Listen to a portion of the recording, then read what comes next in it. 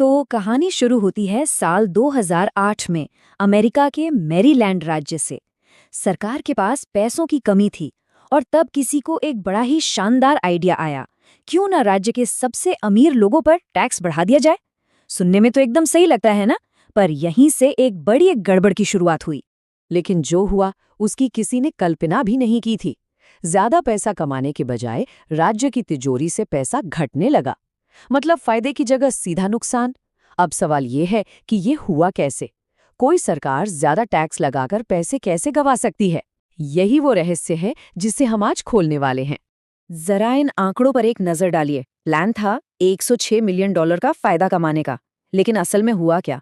$257 million का भारी नुकसान। ये तो ऐसा हो गया कि कोई मुनाफा कमाने निकला था और अपनी जेब से पैसे गंवाकर घर लौटा। मैरीलैंड के साथ ठीक यही हुआ। तो सवाल ये है कि मैरीलैंड से इतनी बड़ी चूक आखिर हुई कैसे? देखिए, इसका जवाब अर्थशास्त्र के कुछ बहुत ही बुनियादी सिद्धांतों में छुपा है।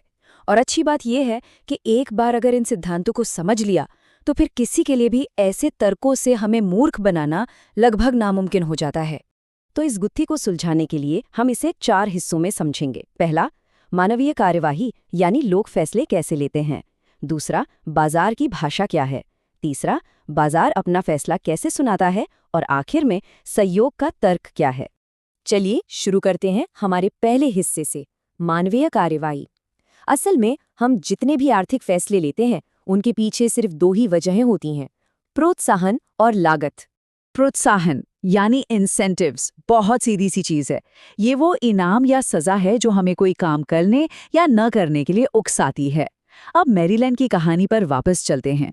सरकार ने सोचा कि वो ज्यादा टैक्स लगाकर अमीरों को ज्यादा पैसे देने के लिए प्रोत्साहित कर रही है, लेकिन असल में हुआ क्या? उन्होंने उन लोगों को राज्य छोड़कर चले जाने के लिए पुरस्कृत कर दिया जहां टैक्स कम था। तो यहाँ से सीखने वाली बात बहुत गहरी है। ये मत देखिए कि नीयत क्या है, ये देखिए कि आप असल में किस व्यवहार को इनाम दे रहे हैं। लोग वो नहीं करते जो हम चाहते हैं, लोग वो करते हैं जिसके लिए उन्हें प्रोत्साहन मिलता है। अब आते हैं लागत यानी कॉस्ट पर। दुनिया में कोई भी चीज मुफ्त नहीं है, हर फैसले की एक कीमत होती है। जब भी हम कुछ एक चीज चुनते हैं तो हमें किसी दूसरी चीज को छोड़ना पड़ता है। इसी को ट्रेड ऑफ कहते हैं। जैसे मान लीजिए कोई $50,000 की एक BMW खरीदता है, तो क्या उसकी कीमत सिर्फ $50,000 है? नहीं, उसकी असली कीमत है वो $20,000 की टोयोटा कार जिसे खरीदा जा सकता था, और वो $30,000 जो कहीं इन्वेस्ट किए जा सकते थे। और अगर वो $30,000 30 साल तक इन्वेस्टेड रहते तो वो बढ़कर $2.5 लाख बन सकते थे। तो असल में उस BMW की असली कीमत $50,000 नहीं बल्कि पूरे $2.5 लाख थी। इसी को कहते हैं अवसर लागत यानी अपॉर्चुनिटी कॉस्ट की ताकत। ठीक है, तो हमने ये तो समझ लिया कि लोग निजी तौर पर फैसले कैसे लेते हैं, पर जब लाखों करोड़ों लोग एक साथ फैसले लेते हैं तो क्या होता है? सब कुछ कंट्रोल कौन करता है? यहीं पर आती है बाजार की भाषा, और वो भाषा है कीमतें। एक बार एक सोवियत नेता ने ब्रिटिश प्रधानमंत्री मार्गरेट थैचर से पूछा, आप ये कैसे पक्का करती हैं कि लंदन के लाखों लोगों को रोज खाना मिले? थैचर ने जवाब दिया, मैं नहीं करती, कीमतें करती हैं। सोचिए, कोई एक अकेला इंसान इंचार्ज नहीं है, फिर भी एक पूरा सिस्टम अपने आप चल रहा है। इसे ऐसे समझिए, मान लीजिए सरकार ने किसी को देश का पिज्जा मंत्री बना दिया। उसे ये पता लगाना होगा कि आज कितने लोगों को पिज्जा चाहिए, कहाँ चाहिए, किस टॉपिंग के साथ चाहिए, उसके लिए कितना दूध, पनीर, टमाटर चाहिए।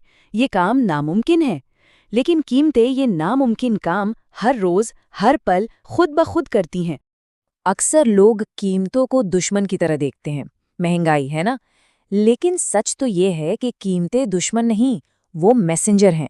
वो हमें सिर्फ सच बता रही हैं कि किसी चीज़ की सप्लाई कितनी है और उसकी डिमांड कितनी है। वो अर्थव्यवस्था के सबसे ईमानदार सिग्नल हैं। और जब भी कोई इन मैसेंजर्स के साथ यानी कीमतों के साथ छेड़छाड़ करने की कोशिश करता है तो गड़बड़ होनी तय है। अगर सरकार किसी चीज़ की कीमत बहुत कम तय कर दे तो उसकी कमी हो जाती है, जैसा न्यूयॉर्क में सस्ते अपार्टमेंट्स के साथ हुआ। और अगर कीमत बहुत ज़्यादा तय कर दे तो वो चीज़ ज़रूरत से ज़्यादा हो जाती है और बर्बाद होती है। तो सवाल ये उठता है कि जब ये सिस्टम गड़बड़ाता है तो इसकी सबसे भारी कीमत कौन चुकाता है? अमीर लोग? नहीं, वो तो हमेशा कोई ना कोई रास्ता निकाल लेते हैं। सबसे ज्यादा तकलीफ गरीब और मिडिल क्लास को होती है, जिन्हें उस कमी या बर्बादी का सामना करना पड़ता है। चलिए अब बात करते हैं अपने तीसरे हिस्से की, बाजार का फैसला। प्रॉफिट और लॉस यानी लाभ और हानि सिर्फ पैसे के बारे में नहीं है। ये बाजार का तरीका है हमें ये बताने का कि समाज को क्या चाहिए और क्या नहीं। प्रॉफिट एक बड़ा सा गो का सिग्नल है। ये बाजार का तरीका है कहने का, हाँ हमें ये और चाहिए और बनाओ। और लॉस यानी घाटा एक स्टॉप का सिग्नल है। बाजार कह रहा है बस ये काम मत करो, कुछ और ट्राई करो। हम हमेशा प्रॉफिट की बात करते हैं, लेकिन लॉस यानी घाटा शायद उससे भी ज्यादा जरूरी है। घाटा हमें बताता है कि हम समाज के कीमती संसाधनों को बर्बाद कर रहे हैं।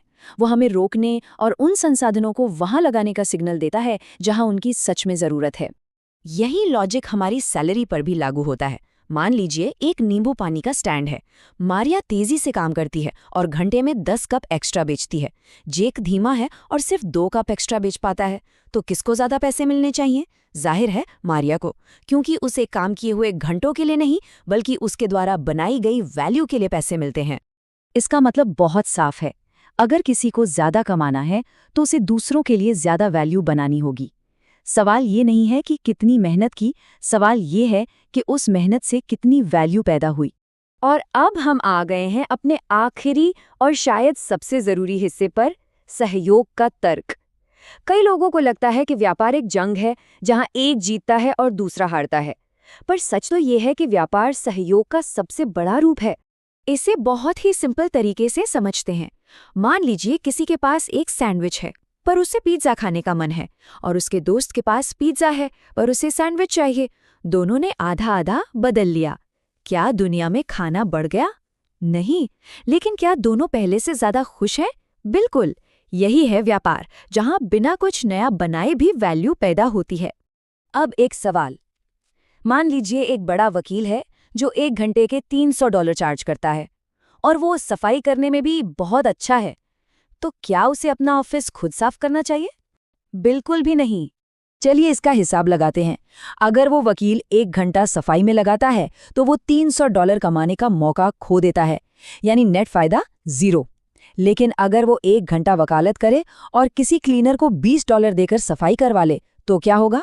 क्लीनर को $20 मिले और वकील ने 300 कमाकर 20 दिए, यानी उसे $280 का फायदा हुआ। दोनों की जीत हुई। यही व्यापार की खूबसूरती है। ये कोई जीरो सम गेम नहीं है जहां एक जीतता है और दूसरा हारता है। ये एक सहकारी काम है, एक कोऑपरेटिव एक्ट, जहां दोनों ही पक्ष पहले से बेहतर स्थिति में होते हैं। तो इससे हमें क्या सीखना चाहिए? एक बहुत अच्छी कहावत है कि आप अपनी कमजोरियों को ठीक करके नहीं जीतते, आप अपनी ताकत पर और ज्यादा काम करके जीतते हैं। जो काम आप सबसे अच्छा करते हैं